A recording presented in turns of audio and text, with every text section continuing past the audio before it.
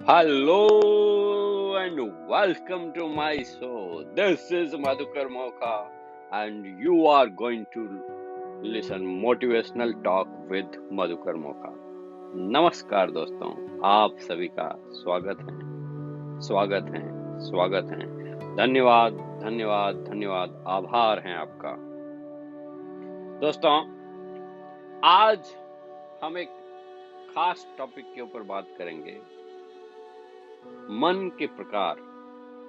आपने सभी ने सुना होगा कि हमारे पास दो मन है और सबने अनुभव किया होगा कि चेतन मन, अवचेतन मन, प्लस माइनस, एक सोच रहा है इधर जाऊं, दूसरा सोच रहा है उधर जाऊं, क्या करूं। वो जो गीता के अंदर अर्जुन की स्थिति बताई गई है ना, किम करते you mood in a fix वाली स्थिति, आज हर इंसान के साथ वो है। हर इंसान के साथ वो सोचते हैं, तब वो दुविधा है कि मैं इधर जाऊं कि उधर जाऊं, कि ये करूं कि वो करूं, क्योंकि हमारे अंदर दोनों समान अवस्था में बैठे हैं, प्लस माइनस, इधर उधर। तो आज के एपिसोड के अंदर हम स्टेप बाय स्टेप समझेंगे कि हमारे ये जो मन रूपी घोड़ा है ना, इसको कैसे बांध के, कैसे इसकी लगाम लगा के इसको सही दिशा दी जा सकती है। दोस्तों, यहाँ मुख्य बात यह रहेगी कि हमें अपने मन को मारना नहीं होता है, उसको चैनलाइज करना होता है, उसकी एनर्जी को एक दिशा देनी होती है, उसकी ताकत को उपयोग में ले जाने चाहिए। वो कब होगा?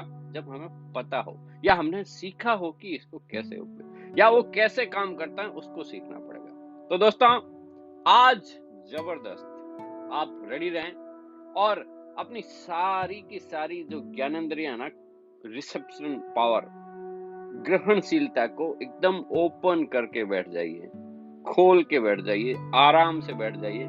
आज की लर्निंग जबरदस्त, और यहीं से ही स्टेप बाय स्टेप अपन आगे चीजें समझते जाएंगे कि पहले एक बार ये समझ लें चेतन व अवचेतन मन क्या है, कैसे काम करते हैं। उसके बाद स्टेप बाय स्टेप हम आगे के सीरीज के अंदर, आगे के टॉपिक के अंदर हम बात करेंगे सेल्फ इमेज, आत्म छवि, जिसका हमारी सफलता के साथ एकदम गहरा कनेक्शन है। वो कैसे बन जाती है, उसको कैसे हम हटा सकते हैं, कैसे बदल सकते हैं। लेकिन क्योंकि आपको बारखड़ी सीखने से पहले क ख ग आना चाहिए, तो this is the ABC, first step. Okay दोस्तों, हमारे पास दो मस्तिष्क हैं, एक है चेतन मन और दूसरा है अवचेतन मन। देखिए, कई लोग इसको बोलते हैं कॉन्शियस माइंड, सबकॉन्शियस माइंड, और दूसरे को लॉजिकल माइंड, मतलब तार्किक मन, और अतार्किक मन, अनकॉन्शियस माइंड भी बोलते हैं। तो इसमें ज्यादा कंफ्यूज होने की जरूरत नहीं है। इन दोनों ही मन के कारण हम अपना जीवन चलाते हैं, या यूं कहें कि ये दोनों मन ही हमारे जीवन को चलाने के जिम्मेदार हैं। हम जिस दशा में भी हैं, दशा बोले तो स्टेट ऑफ माइंड, इन दोनों मन के कारण है। अब चेतन मन क्या है, आइए समझते हैं इसको। कॉन्शियस माइंड, लॉजिकल माइंड, तार्किक मन, जिसका अनुपात बहुत ही छोटा है, जो अपन आइसबर्ग मेथड के अनुसार या समझते हैं कि कैसे हैं, तो 1%, मतलब 10% अपना चेतन मन है और 90% अपना सबकॉन्शियस माइंड है। जिसे आध्यात्म की भाषा में अगर बोलें तो हमारे मन के 10 तल हैं, जिसमें एक तल चेतन मन है, 9 तलों के अंदर हमारा अवचेतन मन है। हम लोग वहां तक पहुंचते ही नहीं है, उसकी शक्ति का दोहन ही नहीं कर पाते हैं, उसकी ताकत को इस्तेमाल ही नहीं कर पाते हैं। 1-2%, 1-2 तल के ऊपर जाके थक जाते हैं, जबकि सारा का सारा समुद्र वहां पड़ा है। और मोती उन्हीं को मिलते हैं जो गहरे नीचे जाते हैं। तो दोस्तों, आज समझते हैं इसी चीजों को तसल्ली से, आराम से, ध्यान से। अब जो पावरफुल चीज है जिसमें सबसे ज्यादा ताकत है। आप ये कह सकते हैं, इसको ऐसे समझ सकते हैं कि जैसे एक पावरफुल कार है, तो ताकत जो आ रही है वो आ रही है horse power of the vehicle, और वो है आपका सबकॉन्शियस माइंड। लेकिन वो ताकत अपने आप में कुछ भी नहीं है जब तक उसके ऊपर कोई स्किल ड्राइवर न बैठा हो। समझ में आ गया? तो वो छोटा रोल है, कम ताकतवर है, लेकिन उसके गियर, वो लीवर, एक्सीलेटर सब चेतन मन के हाथ में आ गए। हमें हमारे अवचेतन मन की ताकत का दोहन करने का सीखना पड़ेगा उसके अंदर क्या है। चलिए आगे के स्टेप में समझते हैं अपने इस खूबसूरत सबकॉन्शियस माइंड, अवचेतन मन, अनकॉन्शियस माइंड। इसके कई अलग अलग नाम से पहचान, लेकिन चीज वही है। अवचेतन मन हमारी आंतरिक दुनिया का प्रतिनिधित्व कर रहा है, हमारे भीतर की दुनिया का प्रतिनिधित्व करता है। इन्हें आसान तरीकों से कुछ इस प्रकार समझते हैं दोस्तों कि आप अपनी आंखों के द्वारा जो आसपास देख रहे हैं वह चेतन मन, मतलब आपके विजुअल सेंस हैं, जो आपकी देखने वाली इंद्रियां ना, उसका प्रयोग कर रहे हैं। अगर आप आंखें बंद कर लें तो इस इंद्रिय का प्रयोग बंद हो जाएगा, इस विजुअल सेंस जो आपके भौतिक चक्षु हैं उसका प्रयोग बंद हो जाएगा, और अब आपको पता नहीं चलता है कि आपके आसपास क्या है देखने की दृष्टि से, लेकिन आप महसूस कर सकते हो दूसरी इंद्रिय यूज लेके। अभी क्या हो रहा है कि आपकी जो देखने वाली इंद्रियां हैं उसके द्वारा जो भी चेतना का कोई संकेत, सिग्नल आप नहीं भेज सक रहे हैं अंदर की तरफ। लेकिन अगर आप चाहें तो अपनी आंखें खोलें या बंद रखें।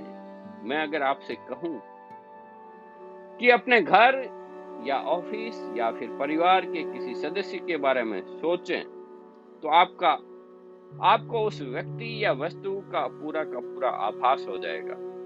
वो व्यक्ति कैसे चलता है, कैसे हंसता है और कैसे बातें करता है, या आपके घर का दरवाजा इवन कैसे खुलता है, कोई आवाज आ रही है उसके अंदर, तो आपको वो अभी याद आ जाएगी। आपका ड्राइंग रूम का कलर कैसा है, फ्रिज कहाँ रखा है, उसका रंग कैसा है, आदि आदि आदि बहुत सारी चीजें। जैसे जैसे मैं बोलता जाऊंगा ना, आपको सब याद आने लगे।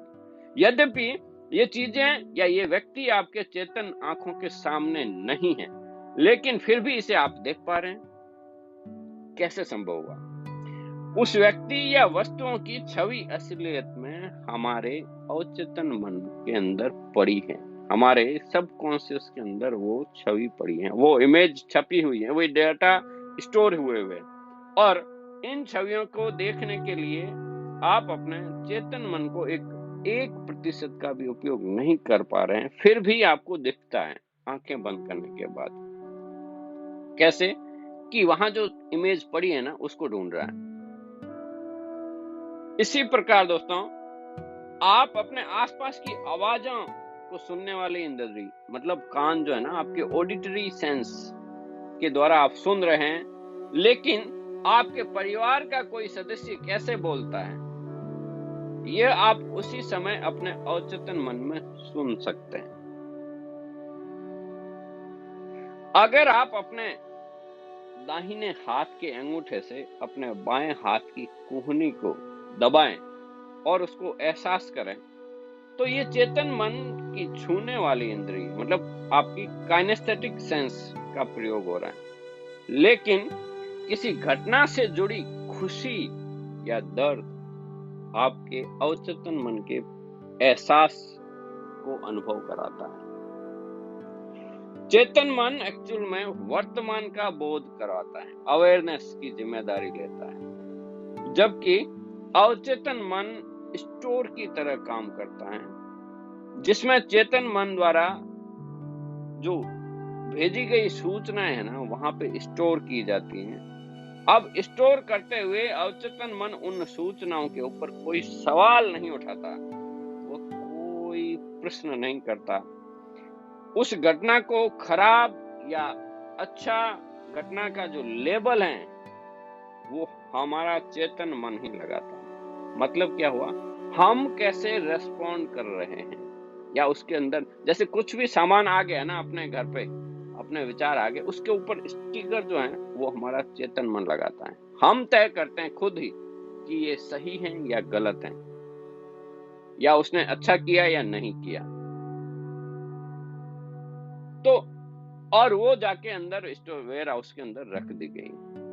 और खास बात ये है कि जो रखी जा रही है ना चीजें, वो हूबहू नहीं रखी जा सकती। हमारा मन जब स्टोर करेगा ना, तो उसको या तो कुछ पार्ट को डिलीट कर देगा, कुछ पार्ट को वो डिटोरिएट कर देगा, या फिर जनरलाइज कर सकता है उसको। तो हूबहू जो चीज है ना, वो वहां पे एकदम नहीं रखे, या तो उसको घटा देगा या बढ़ा देगा उस अनुभव को, या वो हमेशा के लिए एक छाप छोड़ देगा कि ये तो ऐसा ही है, उसको जनरलाइज कर देगा। एक बार कोई घटना होगी, उसके ऊपर छाप लग जाएगी, ये तो ऐसा ही। और ऐसे ही हमारी सेल्फ इमेज बन जाती है, आत्म छवि बन जाती है। हम अपना एक दायरा बना लेते हैं और मान लेते हैं कि मैं तो ऐसा ही हूं, मैं ऐसा ही हूं। ये हमारी धारणाएं बन जाती हैं। तो दोस्तों, ये जो स्टोर कीपर है ना, एकदम आज्ञाकारी है। ये इट्स वर्किंग लाइक अ जिन। यह तो बस ये बोलेगा कि क्या हुक्म है मेरे आका। अब आपको निर्णय लेना है कि आप इसे क्या आज्ञा देते हैं। तो दोस्तों, किसी भी घटना से अगर आपको दर्द अनुभव होता है या आनंद की अनुभूति होती है, इसे अवचेतन मन का वास्तव में कोई लेना देना नहीं है। साथ ही अवचेतन मन इन घटनाओं को लेबल को बदलने का ताकत जो है, वो भी चेतन मन को स्वतंत्रता दे रहा है। आप चेतन मन द्वारा, अपने कॉन्शियस माइंड द्वारा, लॉजिकल माइंड द्वारा किसी भी घटना का अर्थ बदलकर उसके जुड़े हुए अनुभव को रख सकते हैं वापस। इसमें अवचेतन मन को कोई ऐतराज नहीं है। यही कारण है दोस्तों कि अनेकों बार एक घटना पर हम दुखी होते हैं। तो ये क्या हुआ, ये हमने स्टोर करके जो वेयर हाउस में रख लिया है उसके ऊपर है। देखो, घटना तो एक बार हुई, घटना एक बार हुई, उसको बार बार बार बार हम याद करके वही दर्द को फिर से अनुभव कर सकते हैं, या वही खुशी को भी अनुभव कर सकते हैं। But actually past is the past. Past is not neither good nor bad. Actually past is dead. वो भूत है, वो खत्म हो चुका है। लेकिन उससे जुड़े हुए जो स्टिकर लगा के हम उसका जो दर्द या खुशी का अनुभव कर रहे हैं, ये हमारे ऊपर है, ये हमारे स्टिकर के ऊपर हो रहा है। तो दोस्तों, यही कारण है, यही कारण। लेकिन अगर आप उस घटना को आप बदलना चाहते हैं, तो वैसी ही घटना में अगर खुशी का अनुभव करेंगे लॉजिकली सोचकर, तो यह उसके ऊपर भी कोई तर्क नहीं उठाएगा। अगली बार उसके ऊपर वो छाप देगा। धीरे धीरे धीरे धीरे वो जो ना रिपीटेशन के द्वारा उस घटना से वो हटा के दर्द भरी घटना को भी ये खुशी में बदल सकता है। आप कैसे इंटरप्रेट कर रहे हैं? लॉजिकली, बार बार अगर रिपीटेशन के द्वारा, यही एक तरीका है अपनी सेल्फ इमेज को बदलने का। आप फीलिंग के साथ, भावना के साथ धीरे से इसके अंदर जब वो बीज को रोप देंगे ना, तो धीरे धीरे सब बदलाव हो जाए। और क्योंकि ये नेचुरल प्रोसेस है, ये फास्ट फॉरवर्ड नहीं हो सकता, ये अपने तरीके से ही काम कर। लेकिन अगर आप अनवरत करते जाएंगे ना, तो वो यह 100% बदल देगा। तो दोस्तों, यहाँ ये समझना है कि हमारे अवचेतन मन में जो भी सूचनाएं रखी गई हैं, उन्हीं को आधार मानकर वह आपके विश्वासों, पहचान और जीवन मूल्यों को सामने रखकर अवचेतन मन आपको व्यवहारों का विकल्प देता है। ये व्यवहार ही आपकी नियति तय करते हैं, आपकी दिशा तय करते हैं, आपकी जीवन की यात्रा का जो सफलता है या रास्ता है उसको तय करते हैं। कैसे? एक उदाहरण के द्वारा समझते हैं। फील कीजिए, आप आराम से इसको समझिए। अगर ये बात समझ में आ गई ना, तो आपका ये पूरा का लेसन आज का क्लियर हो जाएगा। दोस्तों, कल्पना कीजिए कि आप एक ऐसे रास्ते पे जा रहे हैं जो बिल्कुल खाली है, वहां पे कुछ भी नहीं दिखाई दे रहा है और रात्रि का समय है, ये रात का 11-12 बजी है और एकदम सुनसान है, अंधकार है, पत्ता भी नहीं हिल रहा है। तो अब अभी आपको क्या महसूस हो रहा है? लेकिन अचानक से अगर कुछ हो वहां तो क्या महसूस करेंगे आप? अभी ये जो अपन ने दृश्य की कल्पना की है ना, ये क्या हुआ था कि जब पहली बार हमने या तो इसके बाद में सुना है या इसको अनुभव किया है, तो इसके ऊपर एक लेबल लगा दिया, सुनसान रास्ता। तो सुनसान रास्ते के लेबल को जैसे ही लगाया जाता है तो हम अपने अवचेतन मन में डर का एहसास उसको साथ में चिपका दिया, फीलिंग के साथ लगा दिया। अब इस समय जैसे ही आपको कभी भी आगे अगर चेतन मन से अवचेतन मन को सुनसान रास्ता की सूचना भेजेंगे तो अवचेतन मन इस समय आपको डर का एहसास कराएगा। जब भी आप ऐसी फील करेंगे, चाहे आप अनुभव की हो पहले या नहीं किया हो, लेकिन ये कहां से डिपेंड कर रहा है?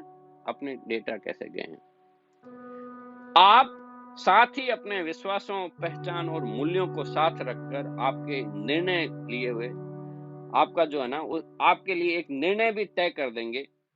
अगर आपका विश्वास है कि सुनसान रास्ते के ऊपर खतरा है तो आपका अवचेतन मन आपको उस रास्ते पर या तो जाने से ही मना कर देगा या फिर आपको एहतियात वो जागरूक दिला देगा, कहेगा कि आपका जाना अगर बहुत ही ज्यादा आवश्यक है तभी इस रास्ते पे जाना, नहीं तो नहीं जाना। ठीक है, रास्ता वही हो गया सुनसान। अब दूसरी कल्पना करते हैं,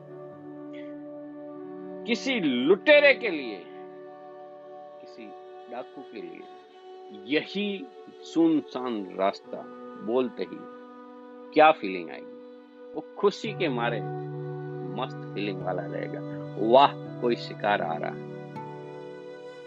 तो रास्ता वही है दोस्तों, क्योंकि सुनसान रास्ते के साथ उसमें क्या है, उसने जो लेबल लगाया ना वो डर का नहीं लगाया बल्कि खुशी का संलग्न किया। उसने छाप लगा दी कि सुनसान रास्ता मतलब गुड थिंग्स। रास्ता वही है, चीजें वही हैं, हमारी सूचनाएं जो डाली है ना उसके ऊपर ये चीजें नहीं। अब उस लुटेरे का जो विश्वास है ना वो ऐसी जगह पर अपना कौशल का भरपूर उपयोग करेगा।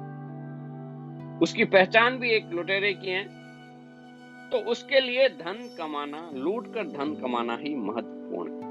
और ये सब सूचनाओं के साथ उसका अवचेतन मन उसके लिए लूटपाट करने वाले व्यवहारों को विकल्प के लिए तैयार करेगा, जैसे उस जगह पर फंसे लोगों का पीछा करना, उन पे आक्रमण करना, उनको क्षति पहुंचाना या धन लूटना।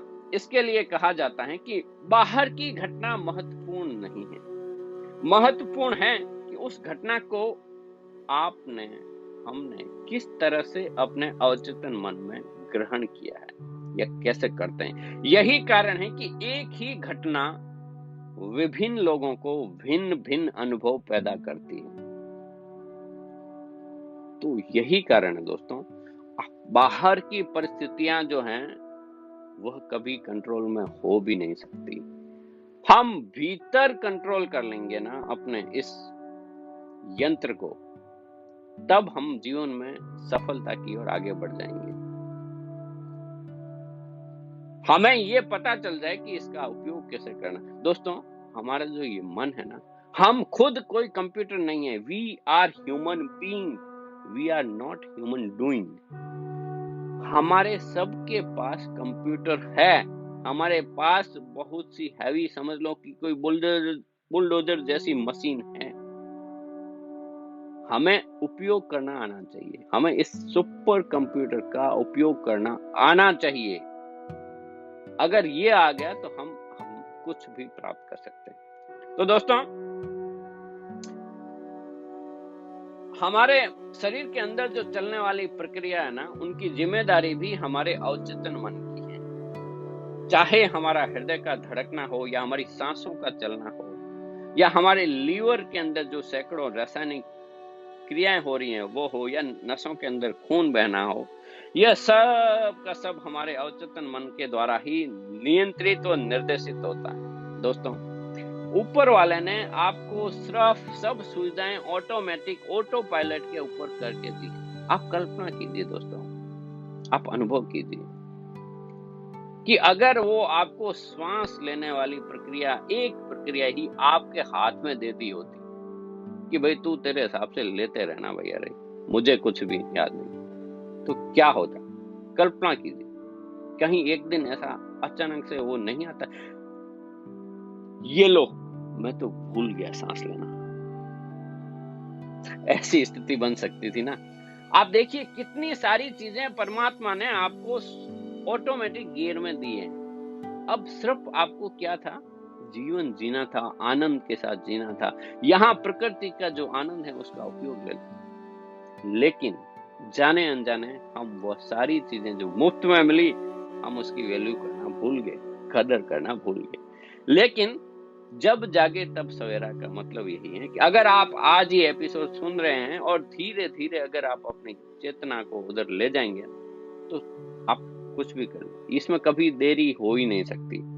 तो दोस्तों, हम बात कर रहे थे कि हम प्राकृतिक रूप से शरीर के अंदर जो सही हमारा उच्चतम लेवल है ना, वो अवचेतन मन ने पहले ही तैयार एक सॉफ्टवेयर के अंदर पड़ा है, जिसकी जिम्मेदारी है कि बिना किसी व्यवधान से हमारी सारी की सारी प्रक्रियाओं को सही रूप से चलती रहे। और इतनी विषम प्रक्रियाओं को भी इतनी आसानी से चलाने के लिए अवचेतन मन को इसलिए दुनिया का महान कंप्यूटर, सुपर से भी ऊपर वाला कंप्यूटर कहा गया है। सुपर से भी ऊपर, यहां तक कभी कोई इंसान नहीं पहुंच सकता। जब भी इस प्राकृतिक सॉफ्टवेयर में हम चेतन मन के द्वारा अन्य कोई भी सूचनाएं भेजी जाती है ना, तो वो अवचेतन मन में पड़ा हुआ सॉफ्टवेयर गड़बड़ा जाता है। वहां पे डेटा इसके आगे पीछे होते हैं, जिसका असर तुरंत ही हमारी शारीरिक प्रणाली के ऊपर अनुभव किया जा सकता है। जैसे अभी अपन ने जो उदाहरण को समझा था उसको फिर से दोहरा लेते हैं कि उदाहरण के तौर पर जब भी आप में किसी डर का अनुभव किया हो, तो इस नई सूचना ने डर ने अवचेतन मन के अंदर जो सॉफ्टवेयर पड़ा ना, उसको फिर से गड़बड़ा दिया। इसीलिए आपका हृदय की धड़कनें बढ़ गई। तो ये क्या हो रहा है? सूचना के ऊपर आ रहा है, न कि हकीकत में क्या है उससे कोई मतलब नहीं। आपकी प्रतिरोधक शक्ति शून्य हो गई है, आपकी आंखें फैल गई है। इतना ही नहीं, आप अंदर से सैकड़ों तरह की प्रक्रियाओं का असर पड़ गया है। सोचिए, अगर आप इस तरह की सूचनाएं लगातार अपने अवचेतन मन को भेजते रहेंगे तो कैसे आप स्वस्थ और ऊर्जावान शरीर की अपेक्षा कर सकते हैं? कैसे कर सकते हैं? दोस्तों, आपके सामने एक कंप्यूटर रखा हुआ है और उसके जो कीबोर्ड के अंदर बटन दबाने का, आपको जो डेटा डालने का आपके पास सुविधा दे दी है। अब आप जाने अनजाने ऐसे ही जैसे पियानो चला रहे हो, उसके ऊपर बटन को दबा रहे हो, मार रहे हो, तो स्क्रीन क्या करेगी? दोष किसका है? कंप्यूटर कुछ नहीं कर सकता, वो बार बार अनस्टेबल हो रहा है। किससे? जो आप लॉजिकली सूचनाएं अंदर भेज रहे हैं। तो एक बार अगर आप चेतन मन के द्वारा जो लॉजिकली सूचनाएं भेज रहे हैं, अगर उसको आप स्टेबल करेंगे ना, तो काफी हद तक बाकी की सारी चीजें ऑटोमेटिक चल रही हैं। तो दोस्तों, आज थोड़ा एपिसोड लंबा हो रहा है, लेकिन क्योंकि ये जरूरी है, गुणवत्ता के लिए जरूरी है, सीखने के लिए जरूरी है, तो आज इसको थोड़ा सा और ले लेते हैं इस एक चैप्टर को पूरा करने के लिए। दोस्तों, असलियत में क्या है कि हमारा अवचेतन मन एक घोड़े की तरह है। क्यों हर जगह दिखाया गया है कि मन एक घोड़ा है और चेतन मन एक घुड़सवार की तरह है। समझ लो, घोड़ा कभी तय नहीं करता कि उसका फैसला कि कहां जाना है, सिर्फ घुड़सवार ही तय करता है। अगर किसी लक्ष्य को खोजना है तो दो चीजें ही जरूरी है। एक तो घुड़सवार के पास उस लक्ष्य तक पहुंचने का मानचित्र हो, और दूसरा उसे घोड़ा चलाना आता भी हो। इससे किसी की भी एक की कमी रहेगी ना, तो लक्ष्य खोजने में बाधा हो जाएगी। दोस्तों, सीधी सी बात है, आपका जो लक्ष्य है जीवन का, जो आपका डेफिनेट मेजर पर्पस है या गोल है, आपको क्लियर दिखना चाहिए लक्ष्य की, आपको जाना कहाँ है। और दूसरा वहां तक पहुंचने का मानचित्र, मतलब नक्शा, रोड मैप। आपको पता होना चाहिए कि यहाँ यहाँ यहाँ ऐसे ऐसे वहां पहुंचना है। और मुख्य बात, फिर आपको ये घोड़ा टुगड़ुक टुगड़ुक टुगड़ुक चलाना आना चाहिए, टुगड़ुक।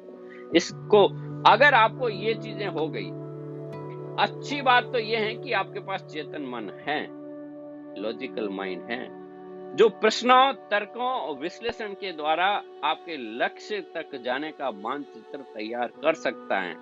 और अगर वह लक्ष्य तक जाने के लिए अवचेतन मन को चलाना सीख ले तो कम से कम प्रयास के अंदर वह वहां पहुंचा देगा।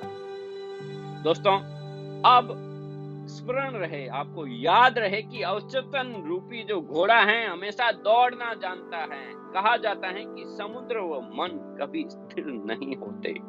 इसलिए जरूरी है कि घुड़सवार, मतलब आपको ये बोध हो, ये विवेक हो, ये आपकी अवेयरनेस हो, ये विजडम हो, अगर उससे काम लें, वरना घोड़ा अपनी मर्जी से आपको ले जाएगा। और घुड़सवार को अगर कुछ मिलेगा तो वो सिर्फ एक असमंजस की स्थिति में चला जाएगा, वो स्टेट ऑफ कंफ्यूजन के अंदर चला जाएगा, जो आपको जीवन में गुस्से, तनाव, खालीपन में बदल जाएगा। खाली दिमाग शैतान का घर। इसका मतलब ये हुआ कि आप इस घोड़े को अनवरत कार्य देते रहें, इसको अनवरत दिशा देते रहें, लेकिन अपने लक्ष्य की दिशा के अंदर। इसलिए आपको लक्ष्य नहीं तो आपको दिन भर लगेगा कि दिन भर ये चल रहा है, दिन भर चल रहा है, लेकिन शाम तक देखते हैं तो कहां, वहीं के वहीं अटक गए, कहीं नहीं पहुंचे।